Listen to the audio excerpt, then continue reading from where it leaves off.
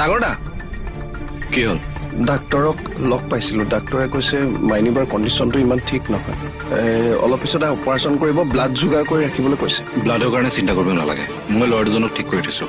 ঠিক কৰি থৈছোঁ মানে ল'ৰাকেইটাক মাতি দিয়ে, বিপদৰ সময়ত দিগদাৰ হ'ব নহয়। তাতে আকৌ ব্লাডটো এক্সচেঞ্জ নহয় বুলিও কৈছে। তেওঁলোক ওচৰতে থাকে, ফোন কৰি দিলে আহি যাব। ঠিক আছে, এই সৰুদাক ফোন এটা কৰি মাতি দেচোন, আৰু পাৰিলে মামাকো কথাটো ক'বলৈ কওঁ। এইবিলাক কথা মামাক ক'ব নালাগে, সুধিলে ভাল পাইছে বুলিয়ে কবি। এইখিনি সময়ত মই মিছা কথা ক'ম নেকি? তই এতিয়া কি খুৰীক মেডিকেলত এডমিট হোৱাটো বিচাৰিছ নেকি? তেৰি বাইদেউ কোৱা কথা কোৱা নাই নহয়, মামাক ক'বলৈহে কৈছোঁ। মামাক ক'লেও খুৰীয়ে গম পাই যাব, সেইকাৰণে কোনোবাই যদি সোধে ঠিকে আছে বুলি কবি।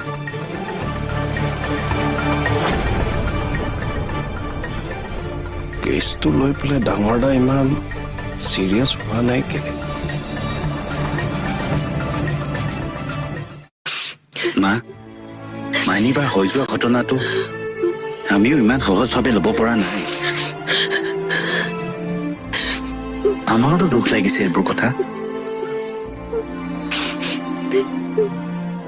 মা, মন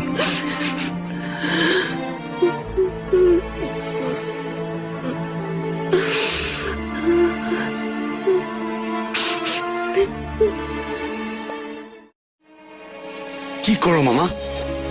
মাক মই যি দেখিছো একো সান্তনাই দিব নোৱাৰি। ভণ্টিক এতিয়া কোনো সান্তনা দি একো লাভ নাই, অকমান অকলে থাকিবলৈ দেচোন। দেখিলেনে মামা, অকমান এৰি থৈ আহোঁতে এনেকুৱাই। কালিৰ পৰাই এই দুখবোৰে তাইৰ বুকুত হেঁচা মাৰি ধৰি আছে। তাই খুব কষ্টত আছে। আমি এতিয়া তাইক আৰু বুজাবলৈ চেষ্টা কৰি একো লাভ নাই। তাইক অলপ কান্দিবলৈ দে।